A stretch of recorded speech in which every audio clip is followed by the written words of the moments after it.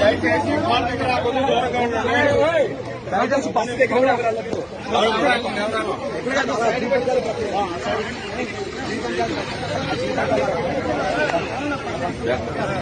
ఇబ్బంది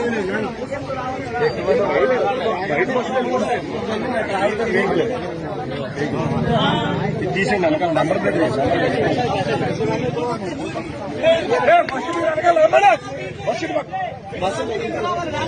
అందరూ కూడా ఎవరు కార్ దగ్గర ఉండొద్దు, జరగండి. వెహికల్లో బస్సుల్లో రావాల్సినటువంటి ఈవీఎంలు కార్లో ఎందుకున్నాయి? బస్సుల్లో రావాల్సినటువంటి ఈవీఎంలు కారులో ఎందుకున్నాయి?